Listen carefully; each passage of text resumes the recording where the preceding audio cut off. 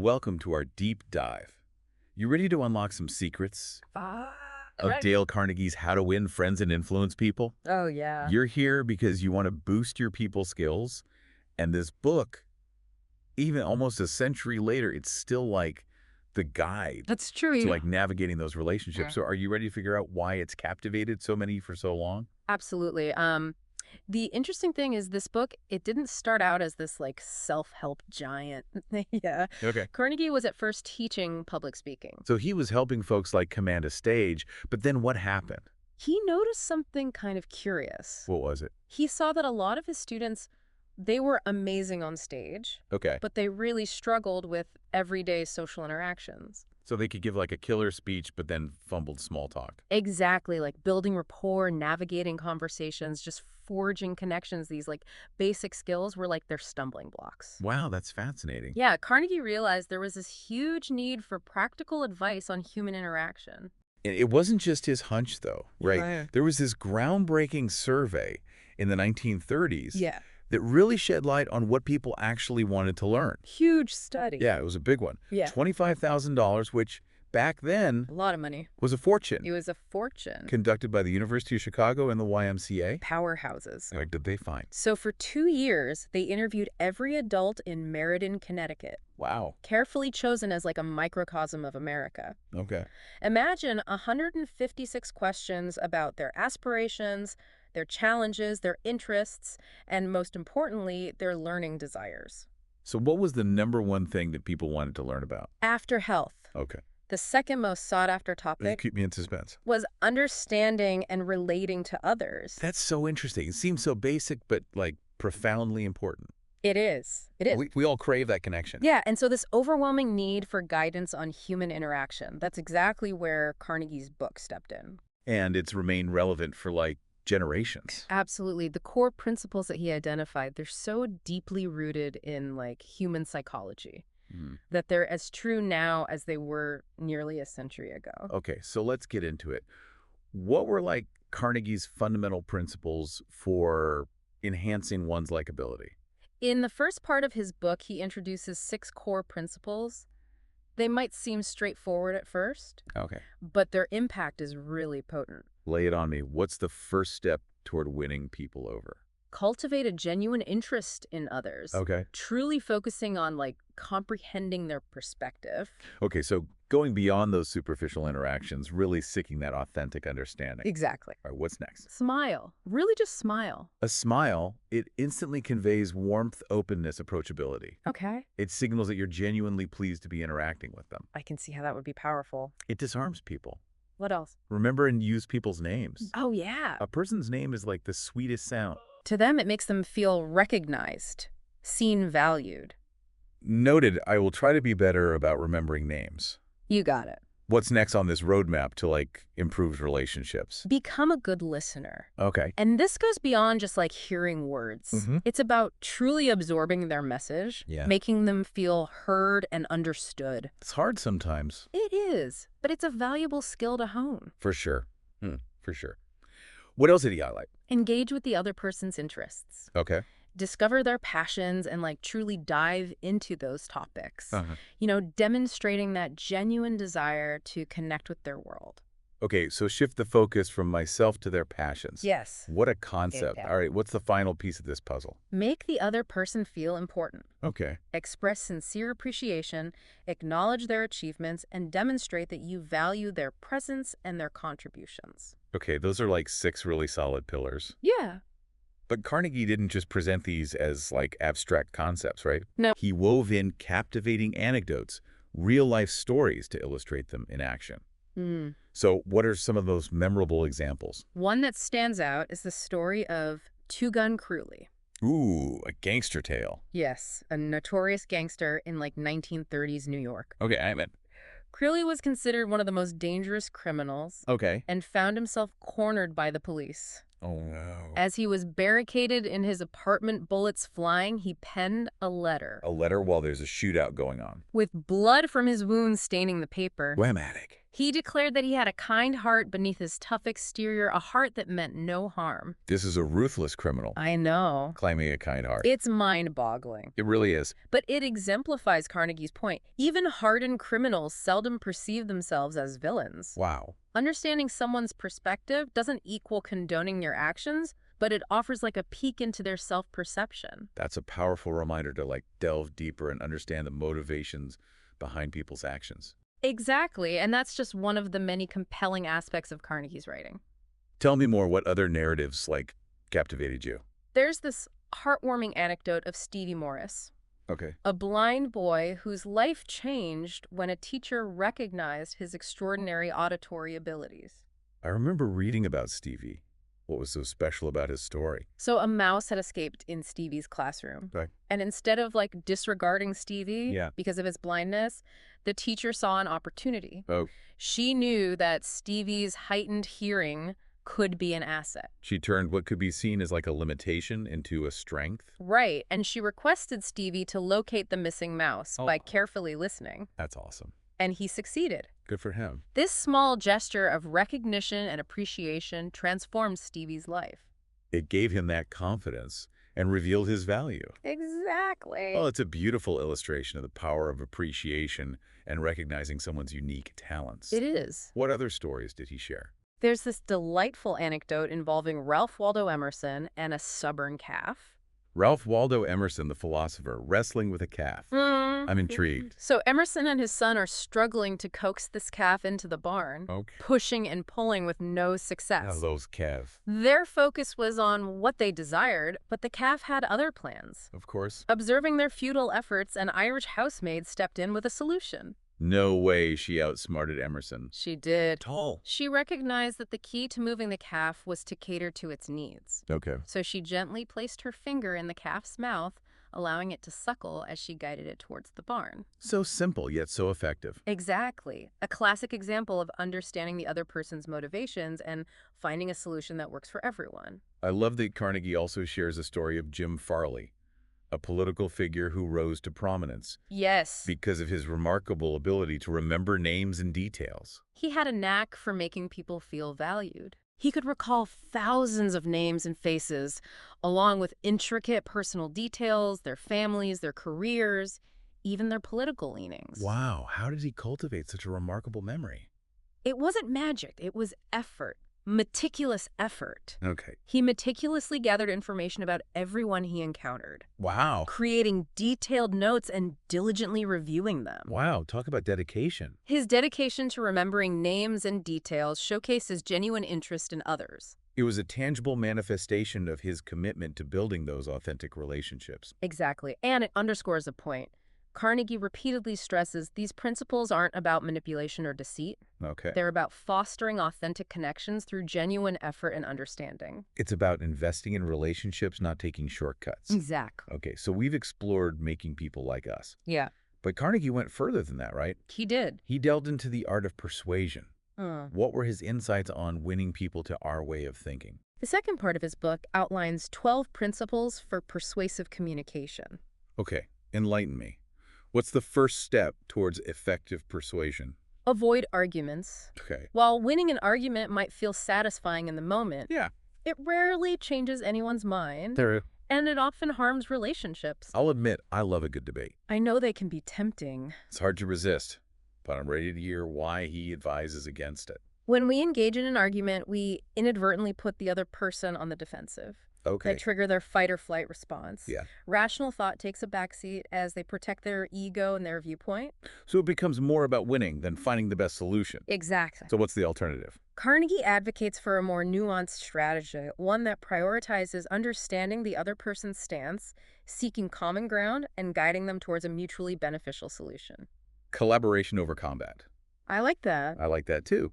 What other wisdom does Carnegie impart regarding persuasion? He emphasizes respecting the other person's opinions, even if you disagree. Even when I think they're totally wrong. Yes, instead of flatly stating you're wrong, acknowledge their perspective. Okay. And strive to find shared ground. This leads to his next principle, admitting your own mistakes quickly and emphatically. Oh, admitting faults, it's never easy. It's not, but it's essential. But I can see how owning up to errors can build trust. It demonstrates humility and a willingness to be open-minded, Yeah. essential qualities for genuine connection.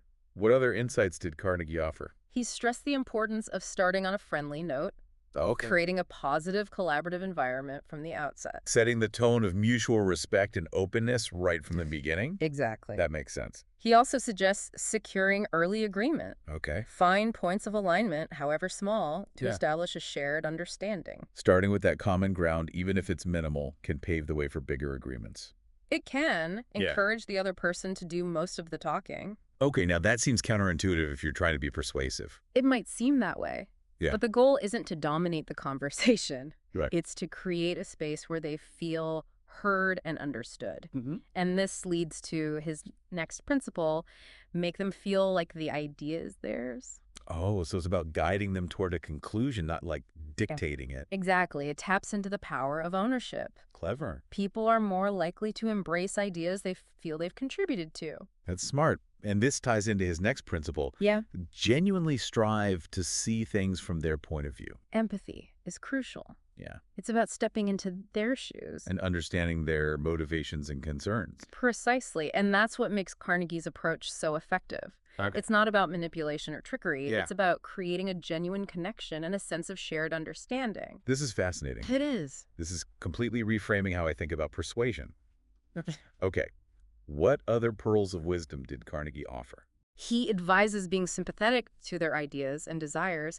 Even if you don't agree with their conclusions, validate their feelings. So you create that space where they feel respected and heard, Exactly. which then makes them more receptive to your ideas. Right. Brilliant. Yeah. What else is in Carnegie's persuasion playbook? He suggests appealing to nobler motives. Okay. Frame your arguments in a way that aligns with their values and aspirations. So appeal to their higher ideals instead of focusing on self-interest. Precisely. Got it. And finally, dramatize your ideas. Yep. Present them vividly and memorably Hmm. to capture their attention and leave a lasting impression. Okay, so far we've learned the essentials of making people like us and winning them to our way of thinking. Did Carnegie address leadership at all? He did the final section of his book explores how to be a leader and inspire change without generating resentment. Okay. He provides 9 principles applicable to both personal and professional settings. All right, lay them on me. What's his first piece of advice for effective leadership? Begin with praise and honest appreciation. Acknowledge their strengths and achievements before addressing areas for improvement. Catch them doing something right. Exactly. I like that as a starting point. It sets the tone. What's next? He recommends calling attention to mistakes indirectly. So no public shaming or harsh reprimands. Not if you want to cultivate a positive and collaborative environment. Right. Okay, so how do you address errors without direct confrontation? Carnegie proposes utilizing subtle cues, asking questions that lead them to self-discovery or framing feedback in a way that emphasizes the desired outcome rather than the mistake itself. He also encourages talking about your own mistakes first. Leading by example Exactly. sets the tone for a more open and forgiving atmosphere. It does. What other leadership principles did Carnegie emphasize? He advocates for asking questions instead of issuing orders. So instead of saying, do this, you might say, what are your thoughts on? Exactly. It empowers individuals to think critically and take ownership of their work. Creates a more collaborative and empowering environment. I can see that. What other leadership principles did he emphasize? He stressed the importance of letting the other person save face even when they've erred. Okay. Avoid embarrassing or belittling them. Preserve their dignity. Yes. Foster a safe space for growth. Uh, What else? Praise every improvement, regardless of how small. No. Recognize and acknowledge progress, not just perfection. Encourage continued growth and effort. Okay, what's next? Giving the other person a fine reputation to live up to. Okay. Set high expectations Okay. and express confidence in their ability to meet them. Inspiring individuals to reach their full potential Exactly. by setting a high bar and believing in them, that's powerful. It is. What And next? lastly, he suggests using encouragement and framing faults as easily correctable. So focusing on solutions and building confidence, not dwelling on the shortcomings. Precisely. It's a much more positive and empowering approach. It is. We've covered so much ground already. We have. Carnegie's book really is like a treasure trove of wisdom. It is a classic for a reason. It is for a reason. And you mentioned distilling this wealth of knowledge into 10 actionable takeaways. I did. Before we wrap up this first part of our deep dive, Yes. I love having those key points to reflect on and then apply in my own life. Absolutely. We'll delve into those 10 actionable takeaways in our next session. Perfect. This has been so insightful so far. I can't wait to uncover those 10 takeaways and continue exploring Carnegie's timeless wisdom in our next session. Me too. Welcome back to our exploration of Dale Carnegie's How to Win Friends and Influence People. We laid the groundwork with those 6 principles for likability, and we dove into some really captivating stories. Yes, and I am ready to hear about some practical strategies for applying this wisdom to like my everyday interaction. Absolutely. So one memorable anecdote highlights the importance of sidestepping arguments and allowing others to maintain their dignity. That concept of saving face. Yes, exactly. I'm curious to hear how Carnegie illustrates this principle. He recounts a tale of a salesman at a dinner party, Okay. and a guest confidently but mistakenly quotes Shakespeare. Oh, I've been there so many times with misremembered quotes. We all have. Sometimes it's best to just let it slide. Right. Well, this particular salesman couldn't resist correcting the guest, Oh boy. leading to a very awkward situation. Yeah, I can see where this is going. The guest naturally became defensive, Of course. insisting on their accuracy. Mm-hmm. The salesman, determined to prove his point, even pulls out a copy of Shakespeare's works. He brought Shakespeare to a dinner party. He did. Bold move. And entirely unnecessary. Yeah. The guest, feeling humiliated, doubles down on their misquote, Oh no. and the atmosphere sours. Carnegie uses this story to illustrate the futility of those unnecessary arguments. Yeah. He calls it avoiding the acute angle. It's a good reminder to choose your battles wisely and prioritize preserving relationships over proving a point. Absolutely. Humiliating someone rarely wins them over. It rarely does. It's about recognizing that sometimes letting go is the more strategic and compassionate approach. What other stories did Carnegie share to kind of demonstrate his persuasion principles? He tells this fascinating tale of a salesman who faced a unique challenge. He lost his voice right before a crucial meeting. Oh no, that's the worst nightmare. Nightmare scenario. What did he do? So picture this. He enters the meeting room, Okay.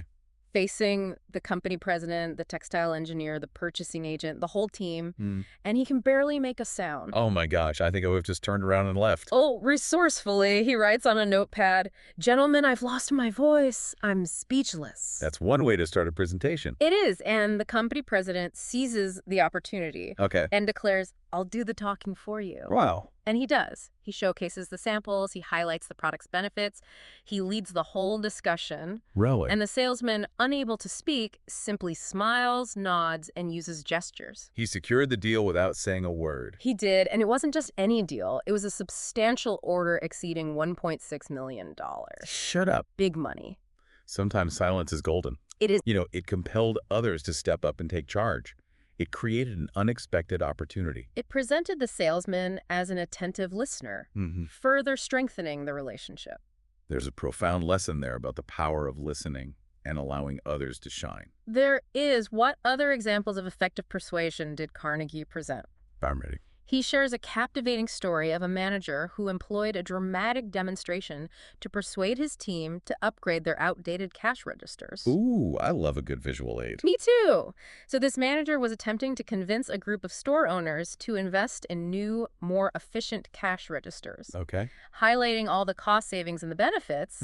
However, his audience remained unconvinced. They were skeptical. They were so mid-presentation, he dramatically scatters a handful of pennies across the floor. He just started throwing coins around. He did. It startled his audience. Yeah. And made them curious. He then explained that using their old cash registers was akin to throwing away pennies. Oh, I like that. Just like he had demonstrated. That's brilliant. Yeah. A simple yet impactful visual metaphor that drove his point home way more effectively than words alone. Absolutely. Sometimes we need those creative approaches to break through the clutter Yeah. and make our message resonate. It really highlights the power of visual persuasion It does. and experiential learning. What other techniques did Carnegie suggest for applying these principles? He emphasizes the importance of establishing common ground early on in a conversation, Okay. particularly when attempting to persuade someone. So start with areas of agreement, even if they're small, to pave the way for larger yeses. Exactly. Carnegie recommends identifying those points of alignment to build that foundation of shared understanding. Okay. It fosters that collaborative atmosphere Mhm. and increases the likelihood of agreement on more significant It's matters. like building a bridge instead of charging headfirst into a wall of disagreement. I love that analogy. He also underscores the significance of understanding the other person's perspective, even if you disagree with their conclusions. That's tough. It can be, he suggests, asking yourself, why would a reasonable, intelligent, and self-respecting individual hold this viewpoint? It's about cultivating empathy and attempting to see the world through their lens, Exactly. even if it initially feels challenging or illogical. Even if it feels totally wrong, it's Yeah. about understanding, not judgment. Okay. And this ties into another technique he recommends, appealing to nobler motives. Could you elaborate on that technique? It involves framing your arguments in a way that aligns with the other person's values and aspirations, Okay. appealing to their higher ideals, Okay. rather than focusing solely on self-interest. So connect your request to a greater purpose, something they genuinely believe in. Exactly. For instance, when persuading someone to donate to a charity, highlight the positive impact their contribution will have on the community or a cause they care about, not just the tax benefits. It's about tapping into their intrinsic motivation It is. and aligning your request with their values. Exactly. And that's what makes Carnegie's approach so effective. It's not about manipulation or trickery. Okay. It's about building genuine connections and appealing to the best in others. Okay. I'm eager to delve deeper into the practical applications of these principles. What other guidance did Carnegie provide? He offered specific advice on enhancing leadership skills, Okay. particularly in providing feedback and inspiring positive change. One technique he emphasizes is beginning with praise and genuine appreciation. So start by acknowledging their strengths and accomplishments before addressing areas for improvement. Exactly. It's about cultivating that supportive environment where individuals feel valued. Yeah. He then suggests addressing mistakes indirectly. Avoiding public criticism or those harsh reprimands. Precisely. Carnegie recommends using subtle cues, Okay. asking questions that guide them towards self-discovery, Okay. or framing feedback to focus on desired outcomes instead of dwelling on the error itself. Mm-hmm. He also encourages discussing your own mistakes first. Leading by example creates a more open, forgiving atmosphere. It does. It demonstrates that everyone makes mistakes, Yeah. and it's how we learn and grow from them that matters. Okay. What other valuable leadership techniques did Carnegie offer? He suggests posing questions instead of issuing direct orders. So rather than saying, do this, Yeah, you might ask, what are your thoughts on this approach? precisely. It empowers individuals to think critically, Yeah. contribute their ideas, Yeah. and take ownership of their work.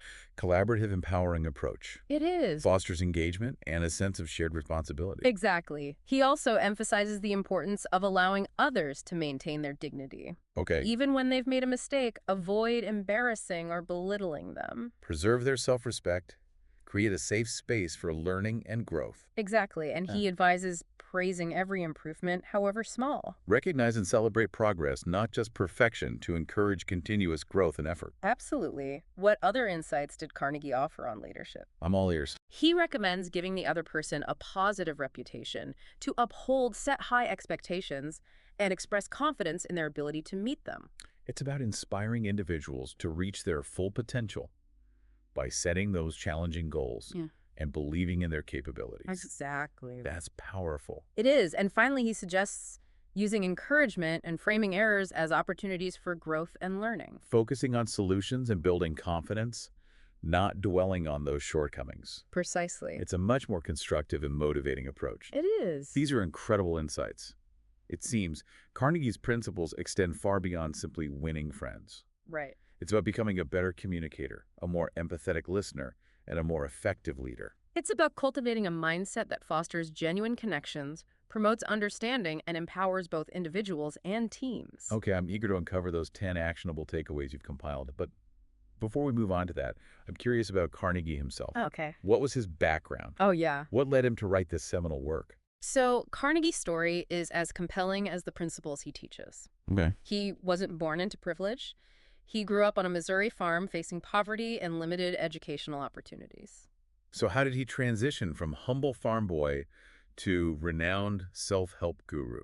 He possessed a passion for public speaking. Right. He recognized its power to connect with people and influence outcomes.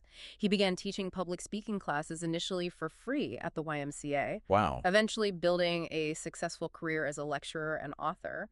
He really embodied his own teachings, using his communication skills and understanding of human nature to forge a remarkable path. He did, and his insights derived from years of observation and experience continue to resonate with millions worldwide. Okay, this has been an incredible journey so It far. has. Carnegie's book is a treasure trove of wisdom, offering practical strategies for navigating human interactions with grace and authenticity. I agree. And now I'm really excited to delve into those 10 actionable takeaways you've compiled. Yes, let's distill this wealth of knowledge into a concise list of key principles that you can apply immediately. Welcome back to our final segment, exploring Dale Carnegie's timeless masterpiece, How to Win Friends and Influence People. It's fascinating how a book written almost a century ago can remain so relevant and impactful today. It really is Carnegie. He tapped into something fundamental about human nature. Those basic desires to connect, to be understood, and to make a positive impact. Those core principles haven't changed, which is why his insights continue to resonate with so many. Okay, so for this last leg of our journey, I'm super curious to unpack those 10 actionable takeaways you've distilled from Carnegie's work. I'm ready to transform this knowledge into practical strategies I can implement in my own life. Absolutely. Let's crystallize these concepts into a set of principles that you can start using immediately to enhance your relationships and your interactions. Awesome. Hit me with number one. First and foremost, genuinely invest in others. Remember, everyone has a unique story waiting to be discovered. Approach each interaction with genuine curiosity, seeking to understand their perspectives and their experiences. It's about shifting the focus from me to we, fostering authentic connections by showing genuine interest in the other person. Yeah. What's number two on our list of takeaways? Harness the power of a smile. It's a simple yet profound gesture that transcends cultural barriers and instantly conveys warmth, openness, and approachability. A smile can truly disarm and create a more welcoming atmosphere. What's the next key principle we should embrace? Remember and utilize people's names. It might seem trivial, but it's a powerful way to make someone feel seen, heard, and valued. Take the time to learn and recall their names using them naturally in conversation. It's a simple act that demonstrates respect and consideration. I'll definitely be focusing on improving my name. Recall what's number four on our list of actionable insights. Become an active listener. This goes beyond simply hearing words. It's about attentively absorbing their message, paying attention to their nonverbal cues, and demonstrating that you're fully present and engaged. It's about creating a space where the other person feels truly heard and understood, fostering deeper connection and trust. All right, what's the next principle we should prioritize? Engage with their passions, discover what excites them, what topics ignite their enthusiasm, and delve into those areas with genuine curiosity. It's about showing that you value their interests and are willing to explore their world with them. Okay, what's number six on our list of takeaways? Make a conscious effort to make the other person feel important, express sincere appreciation for their contributions, acknowledge their achievements, and demonstrate that you value their presence in your life. It's about recognizing and affirming their worth, making them feel seen and appreciated. What's the next key principle we should embrace? Master the art of navigating disagreements, gracefully remember arguments seldom change minds and often damage relationships. Instead of engaging in heated debates, prioritize seeking common ground and understanding the other person's perspective. It's about approaching disagreements with a collaborative spirit, seeking solutions that benefit both parties rather than trying to win at all costs. Okay, what's number eight on our list of essential insights? Take ownership of your mistakes. Acknowledge your errors readily and sincerely. This demonstrates humility and a willingness to learn and grow, fostering trust and respect in your relationships. It's about modeling accountability and creating a safe space for others to do the same. What's the next principle we should strive to embody? Set a positive tone from the outset. Approach interactions with warmth, openness, and a genuine desire to connect. This sets the stage for a more collaborative and enjoyable experience. It's about creating an atmosphere of mutual respect and goodwill, paving a way for more productive and meaningful interactions. Okay, what's the final takeaway on our list? Align your requests with their goals and motivations. When asking someone to do something, frame it in a way that resonates with their values and aspirations, demonstrating that you understand their needs and priorities. It's about creating win-win situations where both parties feel valued and respected. These 10 takeaways are incredibly insightful and actionable. I feel empowered to implement these principles in my own life. Remember, these principles, They're not about manipulation or trickery. They're about building genuine connections, fostering understanding, and becoming a more empathetic and effective communicator. This deep dive into Dale Carnegie's How to Win Friends and Influence People has been so enriching.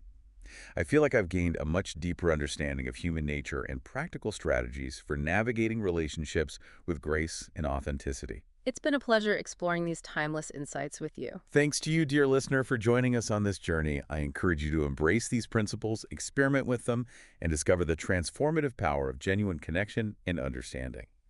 Until next time, keep those conversations flowing and those relationships thriving. We'll see you soon.